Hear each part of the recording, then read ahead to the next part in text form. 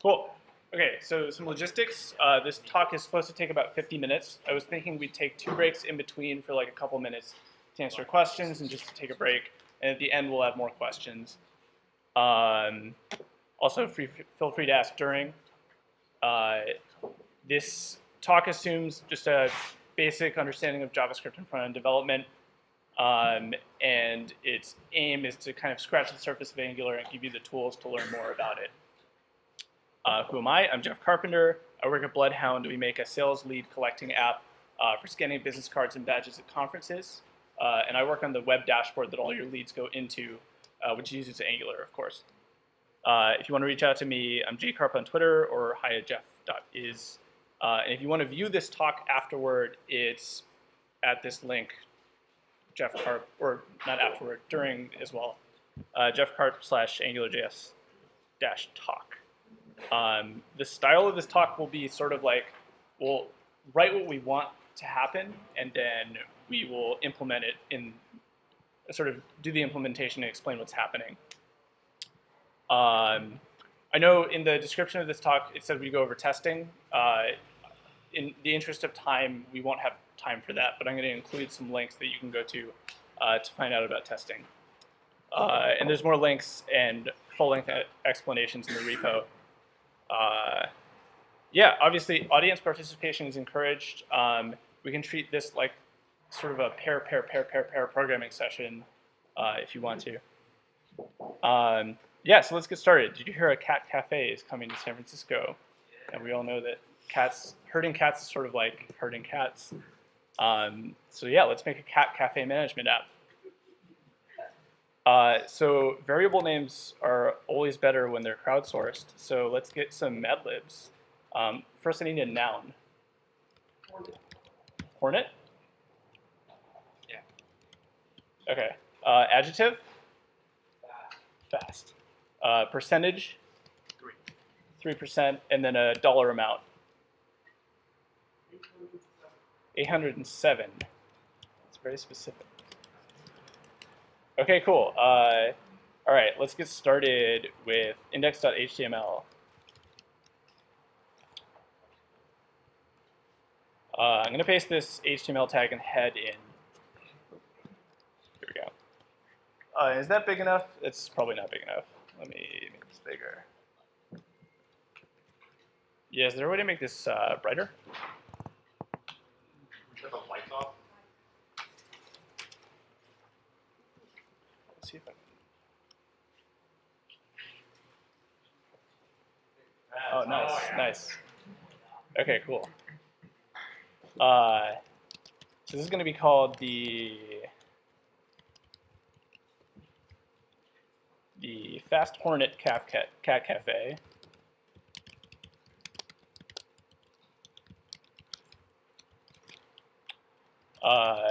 And our regular price is going to be it's not going to be $10. Sorry, it's going to be $807. Kind of an expensive cat cafe. And then today's price is, and here we will have our first Angular expression.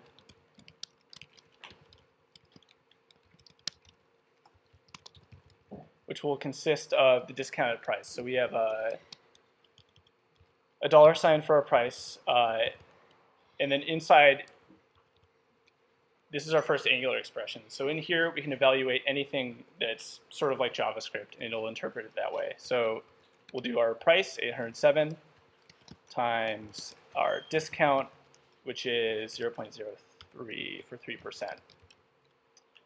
So let's crack that open in the web browser. Cool. Okay, so this just outputs our HTML. And that's not really what we wanted it to do. We wanted it to interpret that expression. We've included Angular up here. So the first thing we need to do is add ng-app to our body. And this tells Angular everything inside this DOM element, Angular is going to worry about. If you just want to use Angular in like a sidebar in your page, you can put ng-app in that sidebar, and Angular will not touch the DOM outside of that. So Angular is kind of modular that way, and I hope that's visible enough. But if we refresh it, oh, okay. It looks like we need to start the server. So let's do.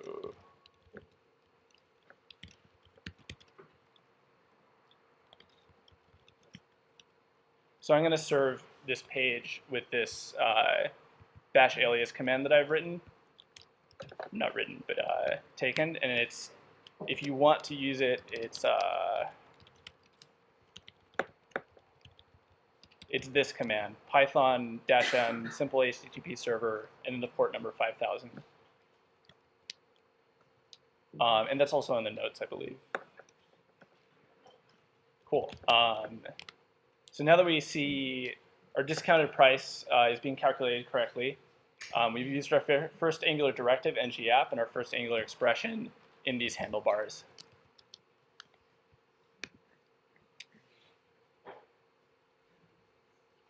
Cool.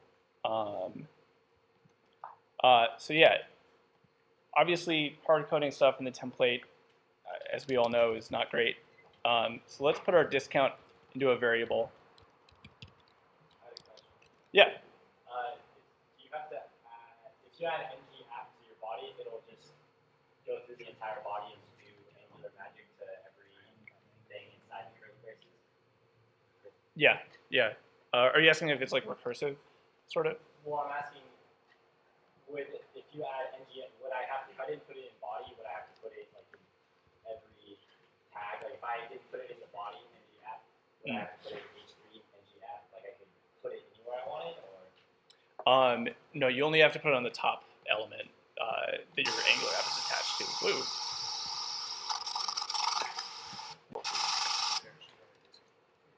Okay. Hopefully that doesn't happen again.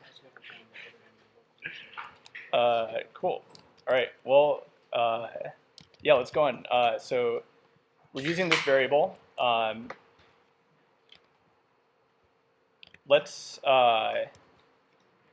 Okay, so let's explain this variable. When we use variables in our Angular template, the way that Angular supplies the data to that template is scope. And we'll talk a lot more about scope, but essentially, anytime you use a variable in a template, like discount, Angular is going to look up whatever scope you're in, and then .discount. So for just an ng-app, it's going to be looking up on root scope.discount, whatever that is. So for the purposes of populating this variable, let's define root scope.discount, and that means we're going to have to actually make our Angular app now. So let's do, let's make a new file called app.js, and in here, we're going to define window.app is an Angular module called app. And this empty array here is the dependencies for our module, and we have none, so we can just pass it an empty array. And we'll add this script tag to our index.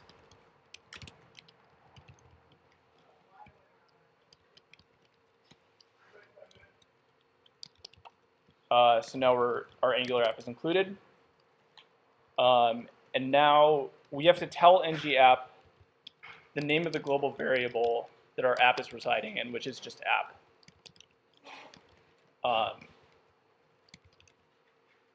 Cool. There are many apps here, so which app is that referring to? So I guess this is confusing. For the purposes of our app, we can do like cat cafe here and put it there, and that's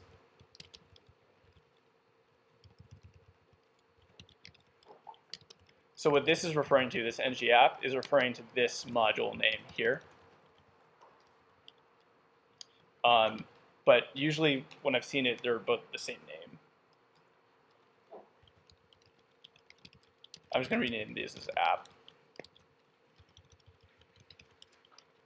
Cool. Okay. So our end goal was to assign something to root scope.discount. So let's define this .run function on our Angular app, which is run after the app is instantiated. And we're not going to have this permanently, but this is just to demonstrate assign something to root scope.discount.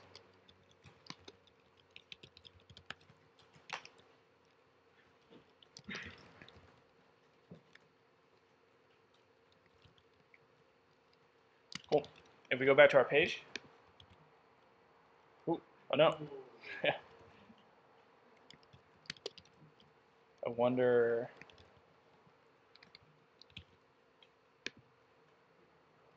Oh, you know what? Okay.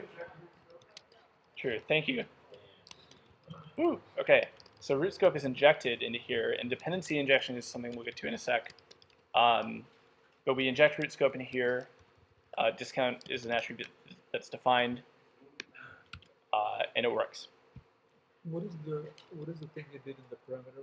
Where is root scope coming from? So this is an Angular, a part of Angular called dependency injection. It's the way that you deliver required resources into your module. So instead of, say you needed this root scope, and you were doing something like common.js, you could do equals something like root scope. So the way Angular handles dependencies is that you specify them in the parameters of your function. Okay, I cannot type. Your root scopes is JavaScript. Yes. Although Angular, yes, it's a JavaScript object. Okay, cool. Sorry? Can we inspect what root scope is and see So actually, it's not assigned to the window object, so we can't really like pull it out, but we can do something like console.log root scope.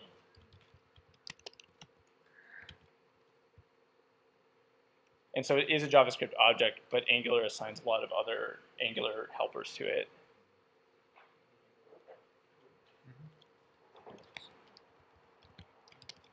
Cool. So let's actually create our own scope now instead of just using a root scope.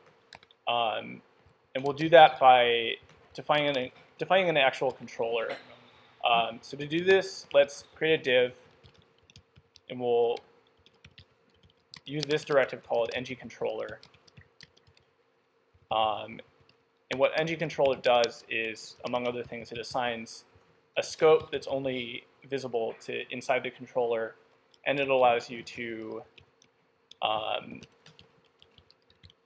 package your logic up into the controller. So we'll do something like home, and we'll define the controller here. And we'll pass it a function. This is going to be the controller function, and we'll inject into that function the scope. And because it's not root scope anymore, which is only used by ng-app, all other scopes are just referred to as scope. So we can do scope here dot discount is our discount again. Oop. And let's also do the price so that we have no hard-coded stuff in our template.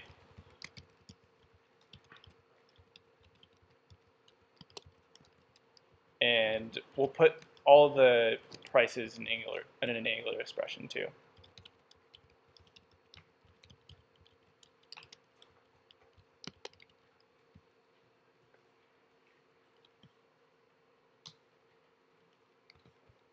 Cool. So if we go back here, it should stay the same. Great. All right, now we have a control. We've covered the C in MVC, I guess. Let's go on to, okay, so we've assigned values to a scope, and those values are output into the template. We can also define a function on scope, and that function's output will be outputted into the template. So discounted price can be a function, so we can take this logic out of the template. And we'll take this guy and put it in here. And in the template, you don't have to fully qualify your variables with the scope because it's assumed that they're attributes on scope, but in your controller, you do.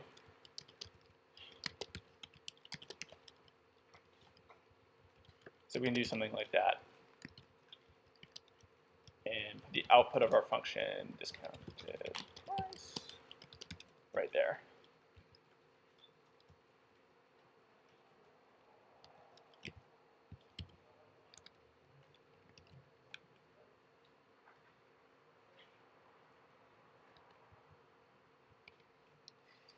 Something that you'll do really frequently in Angular is you'll have an array on your scope. So I'm just going to paste this in here. And I hope cats is not too trite of a thing to use for tech demos, but cool.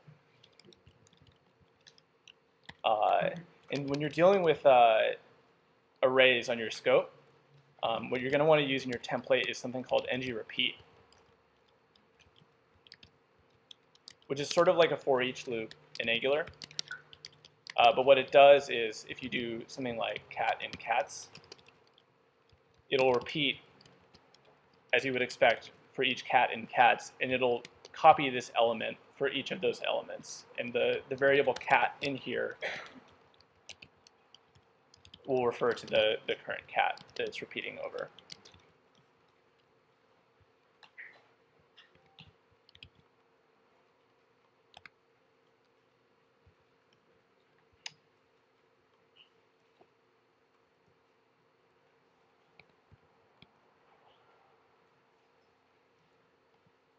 Cool.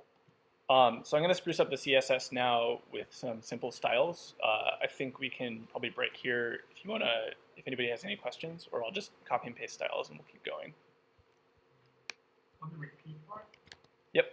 So the repeated thing is the item, not the surrounding element. No, it actually is so this probably would be helpful. If we inspect this, the outer element is the one that's repeated here.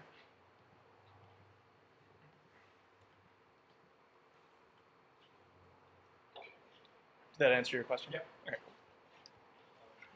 What's the deal with injections? I don't know how to slow down. So it's just for your controllers, for your services, for your directives. Most things in Angular you can inject your dependencies in. So if you define a service and you want to inject that service into your controller, all you have to do is define its name as a parameter to your function. And Angular will read that name and inject that into as a parameter. So you can, a variable resolution will move up the chain from controllers to the outer closing app scope. I'm not sure if I So let's understand. say you have a template in there of a dog, right? And in your home controller, there isn't a dog. So a student would then try to look it up in the root scope for something called dog. I'm actually not sure. We can try that. Yeah, I'm not sure if root scope goes down into lower scopes.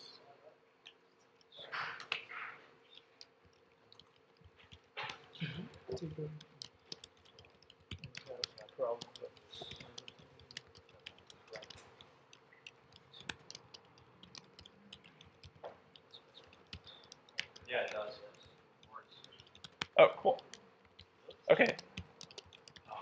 I think scripts are kind of like global. You know what It's I'm easy saying? to get out. It's not a good idea, but it does work. Yeah. Cool. So scope will go down into lower scopes unless you're in a directive that explicitly isolates its scope, which we'll get to at the end with directives. Cool. Sorry, I didn't even do the styles. Let's do the styles.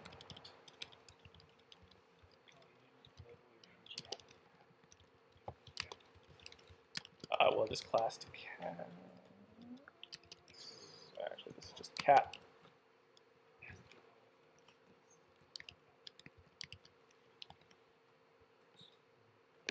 We'll add this link, our header.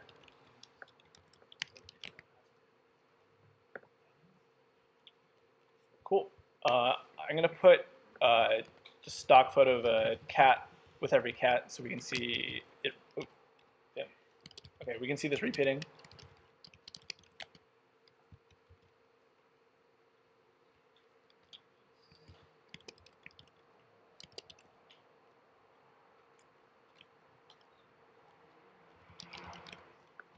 Doesn't look like it's picking up the style.css that I defined. Oh, because I named it styles, not style. Here we go. Cool. All the cats next to each other.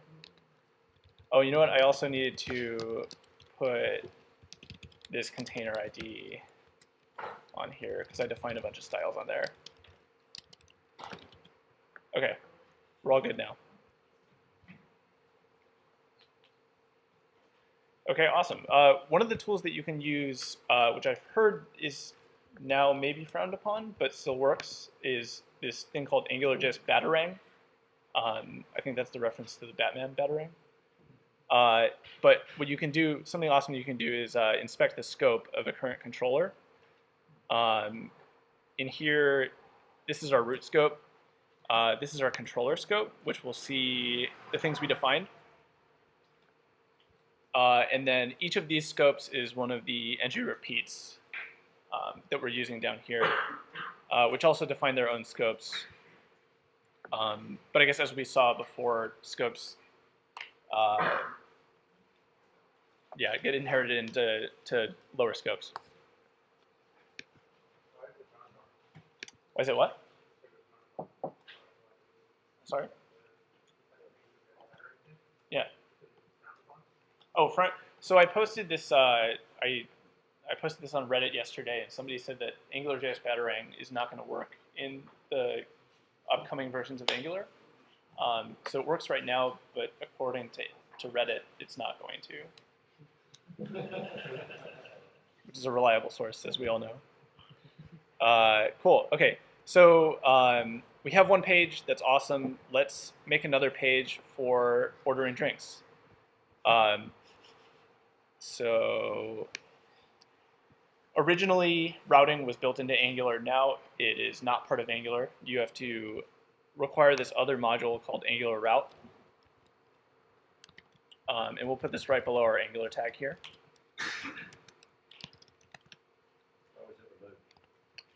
I think Angular is trying to be more modular, and they're trying not to be a giant block of JS that you include. They're trying to. It's supposed to be more like pick and choose, do whatever you want. So we have Angular Route included in here, and because it's an external module, we have to say explicitly that we're including it. So ng route is the name, and now we'll have access to everything that it provides. The way you set up routes is in the Angular config function, which is run before everything else in your app. And you cannot inject anything into a config function except for things called providers, which we'll see in a sec.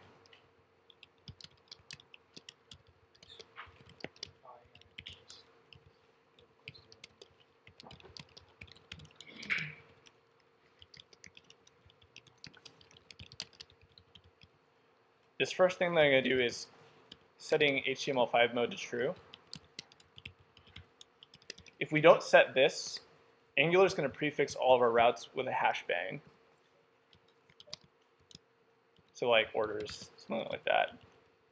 If we set it to true, it'll do it in true HTML5 mode and let you do routes seamlessly. So to define the first route, just the route that we just created, we do route provider.when.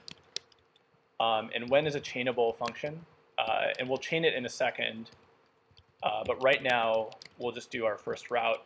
The first parameter to this is the route, and the second parameter is an object. And here we'll pass our controller name, home controller.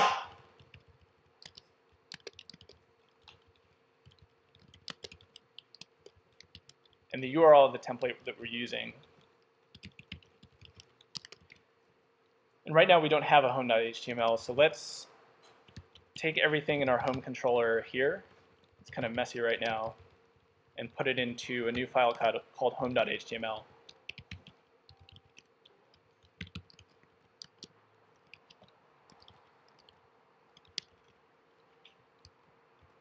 We're not going to need this anymore, the home controller. And we're going to put something here called ngView, which comes with Angular route or ngRoute. And ngView, as you might guess, is when you're on this current route, ngView assumes the role of the controller. So it's as if like ngController is attached to it. And anything in this template URL is injected into here. Cool. So if we go back, everything should be in working condition. Cool. So let's define our second route.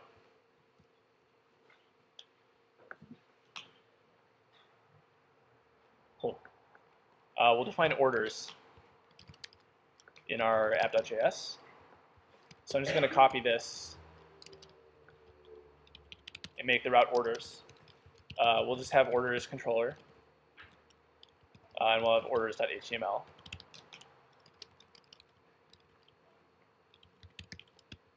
I'm going to make orders.html and just put like a stub h1 in here. And in this same file, let's define orders controller.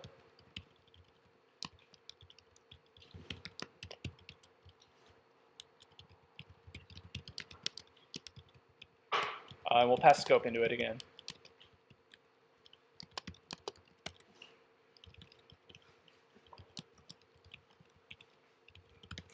And we'll just stub that out as well. So now when we go to orders, Angular will pick up orders.html that we defined and the orders controller that we defined right here. I guess the last piece in our initial routes is probably to define a navigation so that we can actually get to where we want to go. Yep.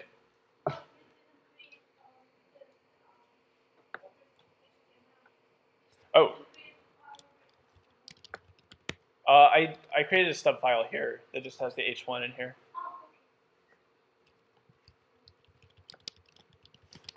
Let's see, orders. I guess we probably shouldn't have this h1 in our home controller. We should probably put it out here. Sorry about that. That's we'll have this h1 on all of our pages. And then let's put a nav here. And we'll have an A that goes to home, which is just the root, and then we'll have our orders, which will go here. In Angular, whenever you are using routes in Angular, and you have an anchor like this, Angular will pick this up, and before it gets to the browser to request a page load, Angular will like load the page within itself, and that's sort of where Angular being a single page app framework comes in. That's also, if you're using ngRoute, you sort of have to go full single page app, because Angular doesn't know when you have these anchors whether that route exists or not. So if we do have like cats or something, but we don't have that defined, Angular will still try to load that route and fail. So there's no fallback built in. You have to sort of hook into that and build it yourself. So we have this this nav. Let's check it out. Oh, it's out here. Let's put it in our container.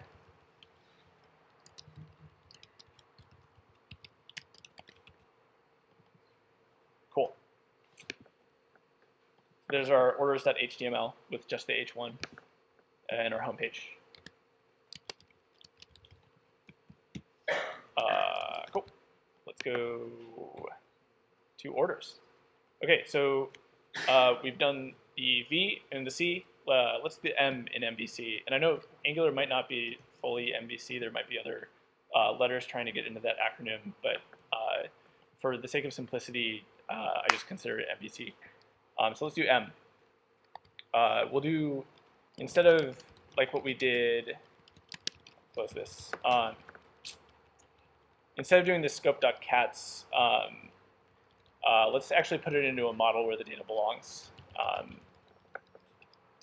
for orders. So let's do .factory, which is one way of defining a model. It'll be called orders. And we're not going to inject anything into this model, but if your model is communicating with your server, you're going to want to inject something like HTTP into it, which is Angular's utility for communicating over HTTP. So in here, in a factory, what you do is this outer function defines an object, which acts as the object that's going to become your model, and you just have to return that object. And whatever you do in here, you can add functions or methods and configure your model. So we'll do orders.add. Or actually, first,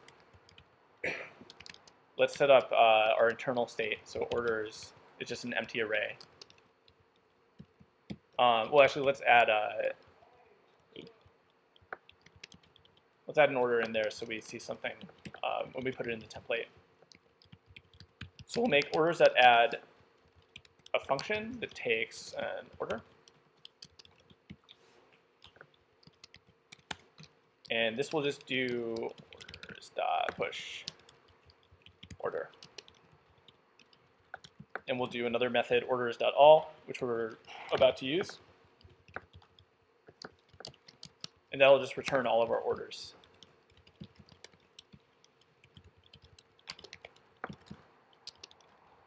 Cool. So we've defined our model. Let's inject it into our controller.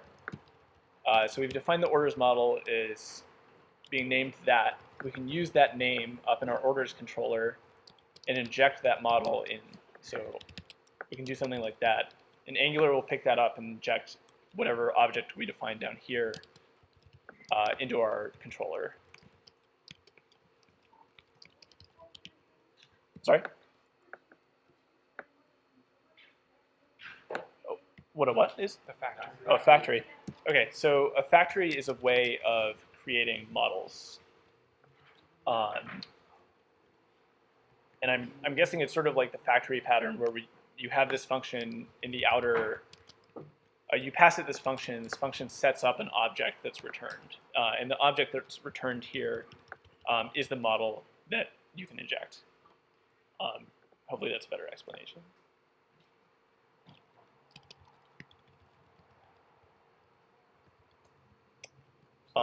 Pretty much like the same. Yes, it's treated as, when you're using models in Angular, they are singletons. So if you inject it into a controller and you have another controller and one changes something, it'll be reflected in that other controller immediately.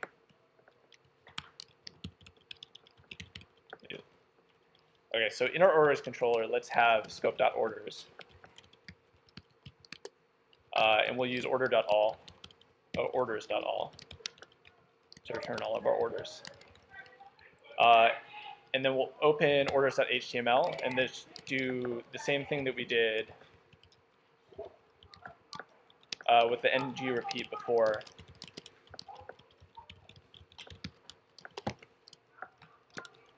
And just output that order here.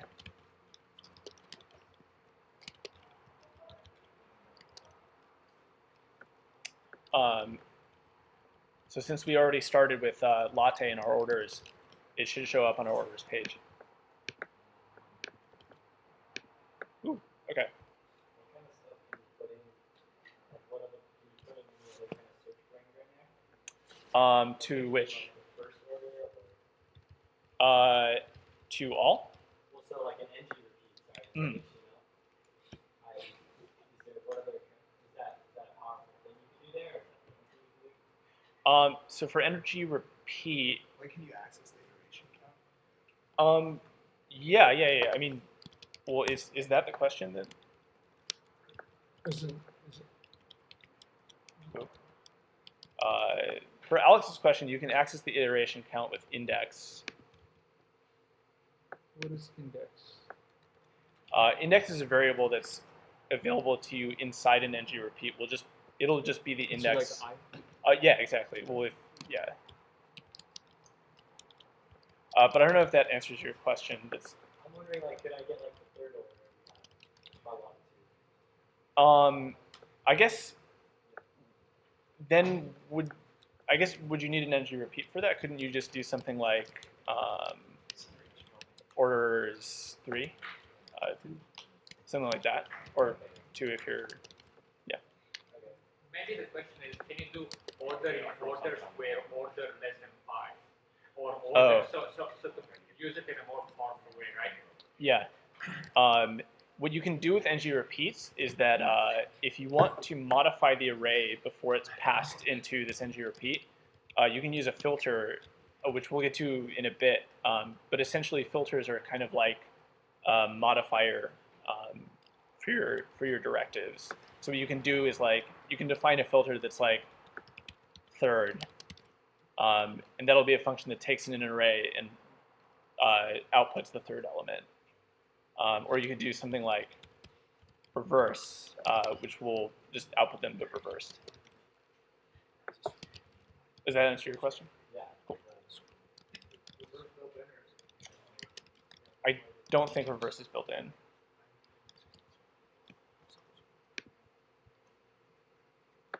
Cool. So we did orders.all. We did our ng repeat. Let's dive into two-way data binding and using form elements. Can you back up for a moment there with the orders? Which orders? That's the problem. In the orders controller, Yeah. the second parameter is a capital order. Orders. Oh, this. Yeah. Let me just close this. Okay, so this order is right here. Right. So does that have to match the factory? It has to match the factory name, or else Angular won't know what to inject. It's kind of weird because the way I look at it is like that's just an argument name. You could call it foobar, and as long as you say foobar, not all, fine. Right? You can. The way Angular does dependency injection is sort of magical. What it'll do is it'll take this function you pass it and run toString on it and try to parse out the argument names. Gotcha. If you want to use a different name for your parameter, you can pass an array to any of these functions and then define the actual names like scope, orders, and then you can use literally anything here. And the order will be maintained. So that has to match a factory essentially. Unless I want to go dance around it. Yeah. These strings have to match the factory. What about minification? Yes, this is useful for minification. If you want to use, there's a utility called ngmin, which will automatically do this if you're minifying your code. But if you can't use ngmin in your tool chain, you're going to have to define your controllers like this in this array style.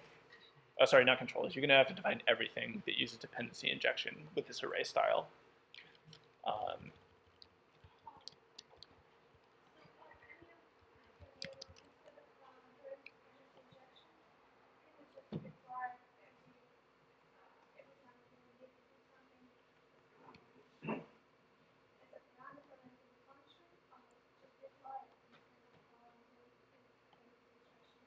Require it.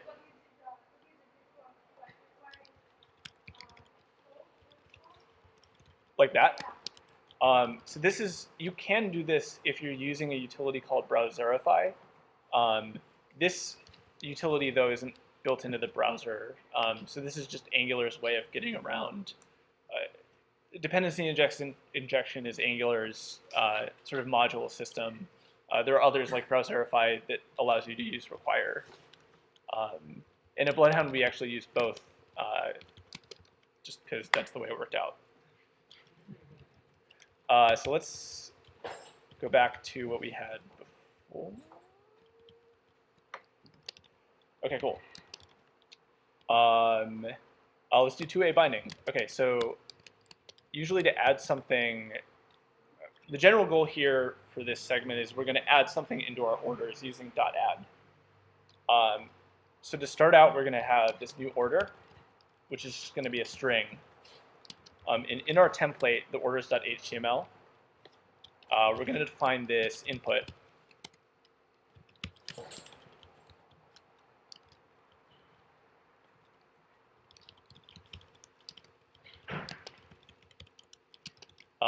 And we're going to use this utility called ngModel, or directive called ngModel.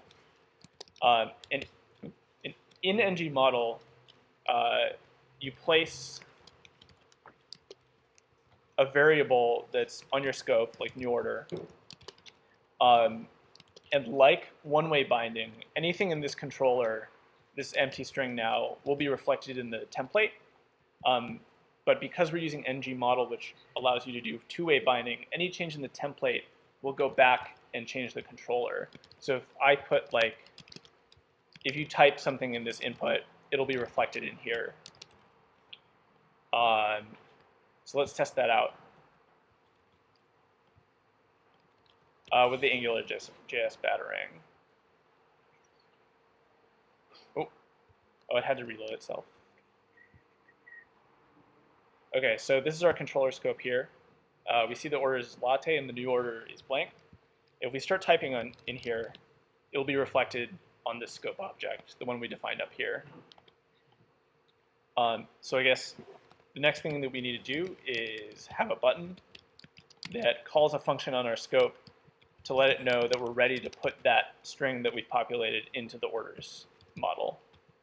So we'll have a button, and we'll use ngClick, which does what it says it does.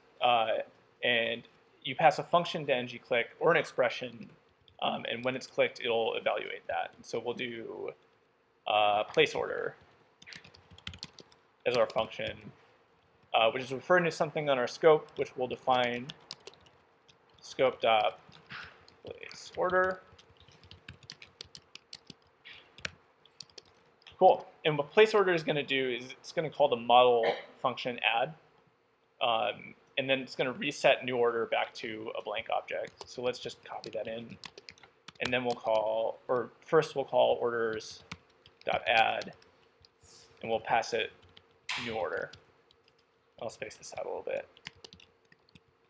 So we have ngClick is place order, and place order is here.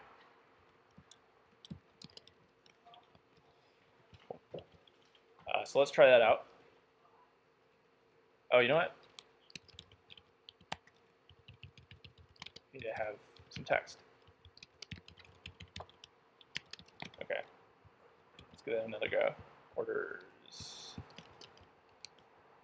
So it's here, and then our controller function puts it in this orders object, and then deletes or resets new order. So we'll watch that happen while we're inspecting the scope. Cool. Awesome.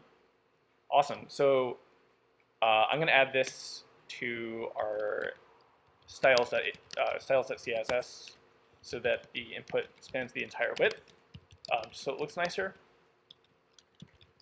And then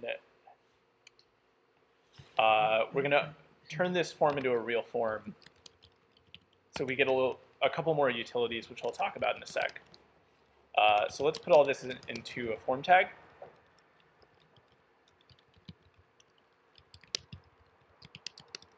And we'll turn this button into a real submit button.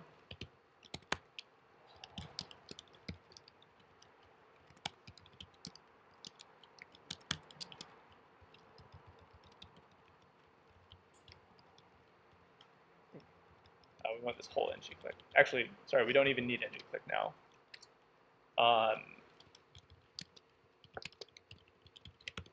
Okay, so our submit button is going to say place order, and we don't have to put a click handler on that anymore because we can put a directive on form called ngSubmit.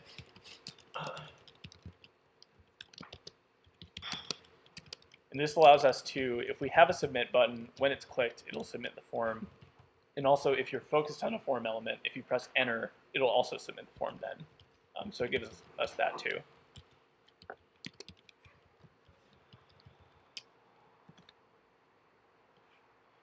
And another thing that you can do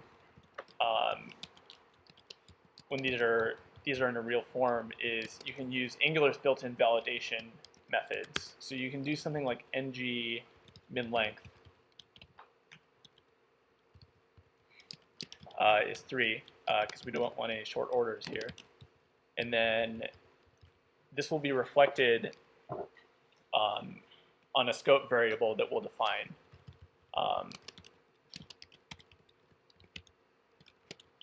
We'll have this named the form, and when you add a name to a form element, what Angular does is it picks that up. Let's do like order form. It'll pick this up and it'll assign it to our current scope. So the current controller scope will have scope.order form right there waiting for us, and that'll be an instance of that where it'll allow us to access this form and whether it's valid or not. So if we open up our app.js, before we actually add the order, we can do something like if scope.order form, this name that we define here, dot valid, which is something that is on form objects in Angular. There's also invalid, which is just the reverse if you like to be contrarian. We can return an alert or something like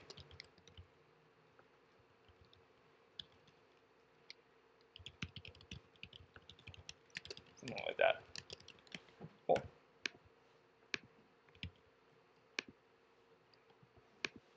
So if you have like a 2-word order, oops, didn't work. You want to be invalid. Oh, yes, thank you.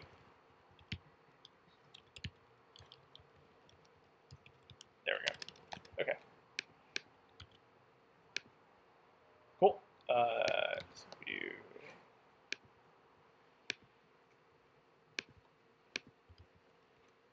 there we go. And there are a bunch of other form validation directives that you can put on inputs and form elements that all link up to form.valid and form.invalid. Now let's get into filters. Before we saw that you can assign something like a reverse filter on here. Filters, a lot of the times I've seen, are used for string manipulation. So let's say we have our home.html. We have price here, but because it's a price, we always have to remember to add this $sign. And there's a chance that it could round to a lot more decimal places than prices usually are. So this is a good example of where you might want to put in a filter. And we could put something like US dollars here and define a filter that automatically parses US dollars and outputs them in the right format.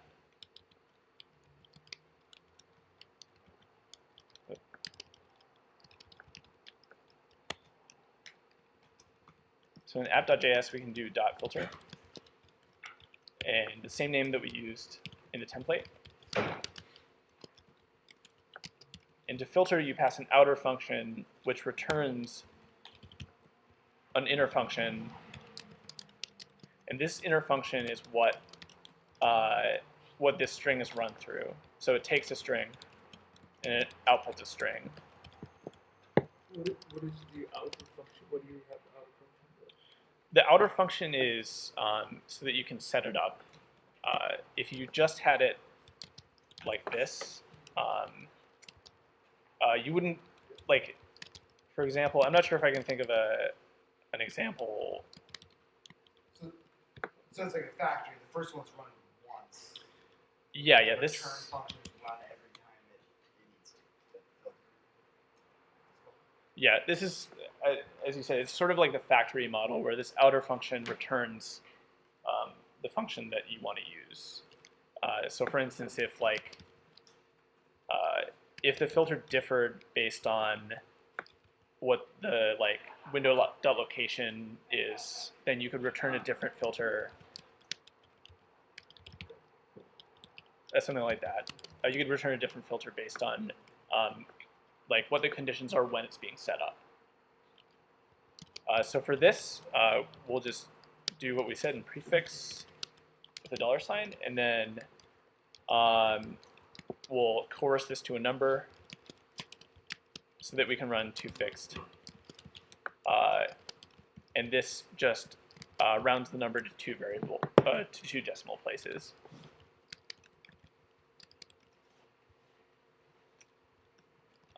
So if we go back and check out home, we'll see that that does what we wanted it to do. Cool. So yeah, I guess backends come in all shapes and sizes. In the interest of time, usually I guess you would use the HTTP utility to connect to your backend. If you're using Firebase or you don't have much time left in your talk, you can use this utility called Firebase as your backend. You can include these two scripts, one of which is just the regular Firebase client, and the other is called Angular Fire, which is an adapter that you can inject into your app.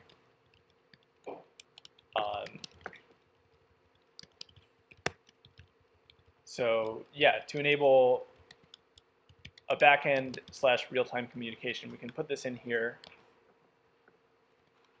add it to our app's dependencies. So we now have, it's getting kind of crowded here, Firebase here. We can define a value, which is sort of, it's what it says it's a value, but it allows, it's sort of like it's like a primitive model. You can define this value here and then inject it into any injectable area like that. And the injected object will just be that value. And then what we can do is we can replace our entire orders factory because Angular Fire supplies us with all these methods now, and just return, we can delete this, and we can just return this newly instantiated Firebase object, which will take care of all of our CRUD operations for us. Cool. And then to get that to work with our controller, instead of doing orders.all, we just do orders, because it now will just return the array of orders. Instead of orders.add, we have to prefix it with a $, because that's how Angular Fire does things. What is Angular Fire? Angular Fire is, you've heard of Firebase? It's an adapter that sort of shims Firebase into the way Angular treats models. So it allows you to sort of inject models and use them as if they're, inject Firebase models as if they're regular models. Cool.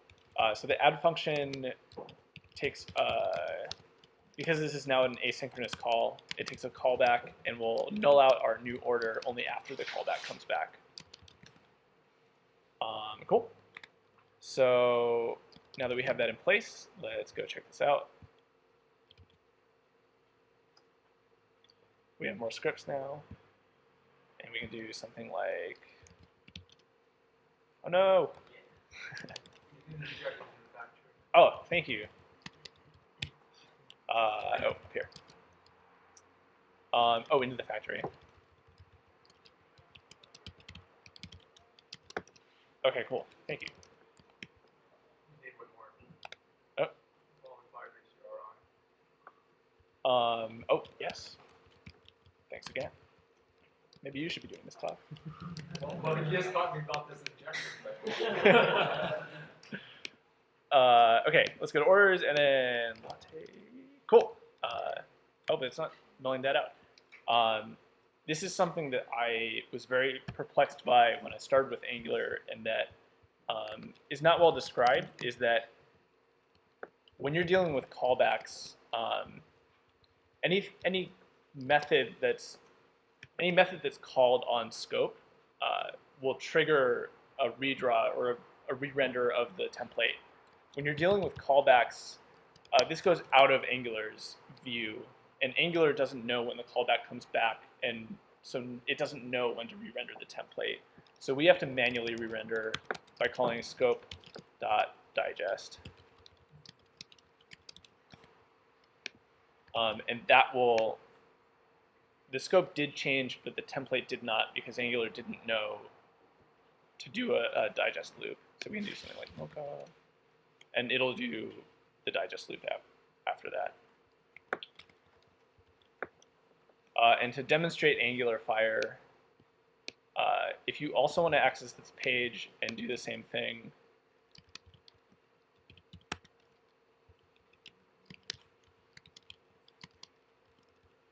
you can go to this URL, and if one person goes to it and adds an order, we should be able to see it pop up here,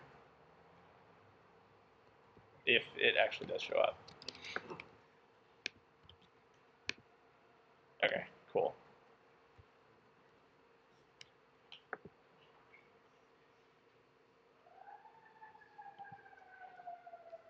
I'm just going to scroll a little bit down. Oops.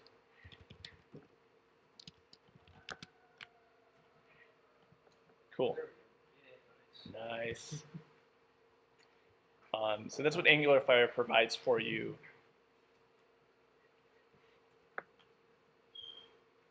Oh yeah, now you're talking. It's a little PG-13 here. Cool. The last thing I was going to cover is directives. We've been using a ton of directives, and the real power of Angular comes out when you can define your own directives. So like ng repeat. Yeah, ng repeat is a directive. What the power of Angular is that it's sort of defining this superset of HTML using elements, attributes, class names, and comments that you can use for functionality that's greater than just like basic HTML5. For instance, like if we really wanted a lot of people to come to this cat cafe, the Fast Hornet Cat Cafe, we might think about using the blink tag to make this more prominent, our discounted price. But once we realized that the blink tag was taken out of browsers, with Angular, we would be able to re-implement it ourselves. So let's do that. We'll go back to app.js, and we'll just do .directive. And I hope the way I'm defining these isn't like overly confusing. You can define things in Angular by just chaining it onto this module command.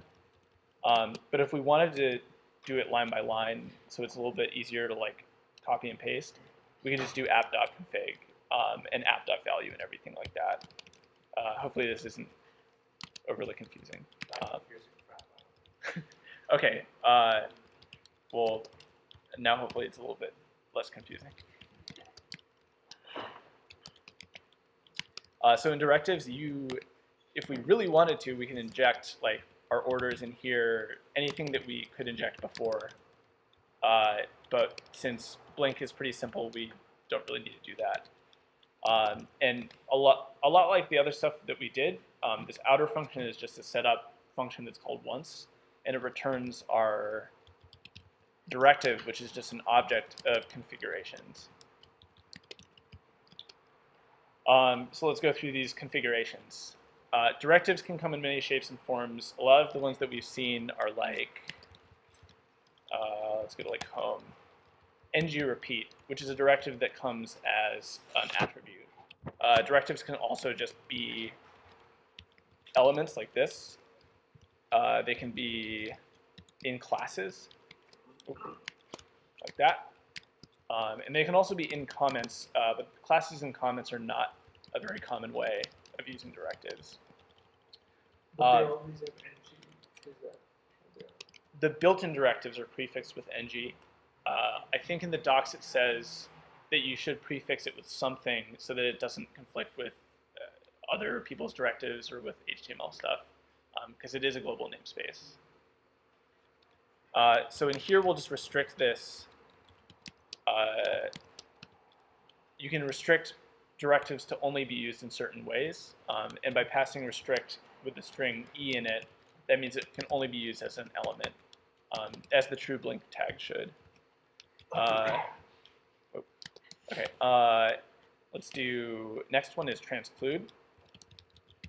And this is where Angular likes to get a little academic in its terminology.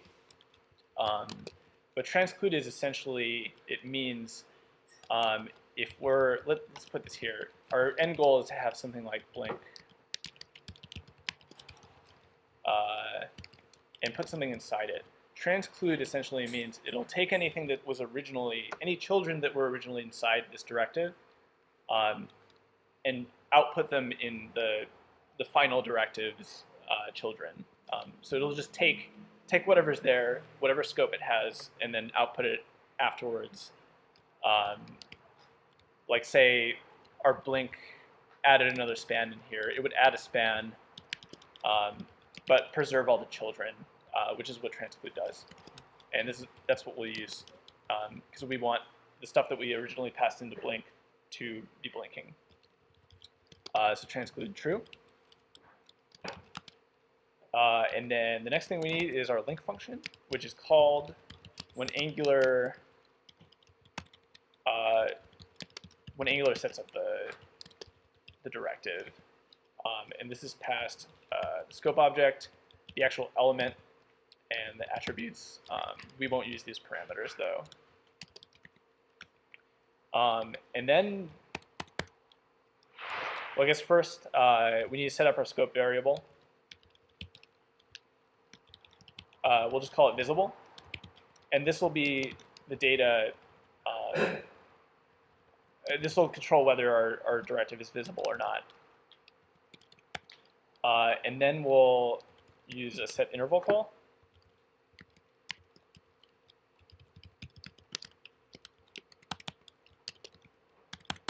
And say like every second, we will just set scope.visible to false, or negate it.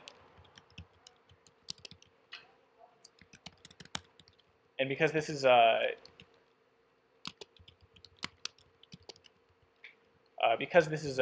callback function, and Angular doesn't know when it returns, we have to manually call scope.digest. This actually is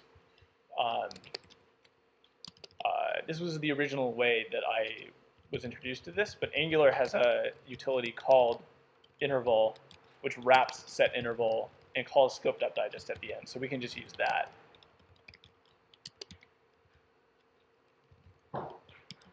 Okay.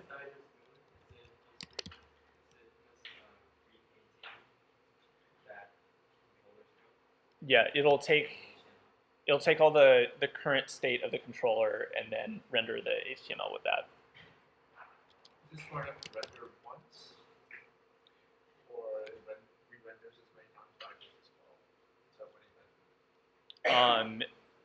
I believe, well, for every time you call digest, Yeah. I believe that will only render it once.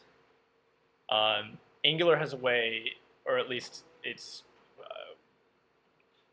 sort of secret sauce is that it does this checking of your scope variables, and when they change, it'll call digest automatically.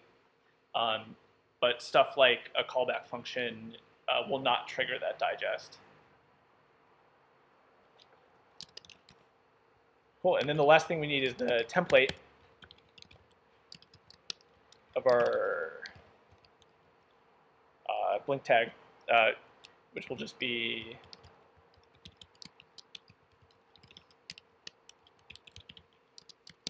this ng transclude. Just tells it take any children that were originally inside it and put it inside the current element that ng transclude is on. And this ng show takes a scope variable, which we defined as visible, and it'll show if that evaluates to true. Cool. So let's do that. Oh no, it's not blinking. Oh, because we haven't actually put it in the template. So let's put it in the template. All right, so this is a steal, so we really want to emphasize this with a blink tag.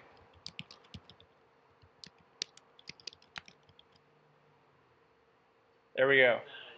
Cool.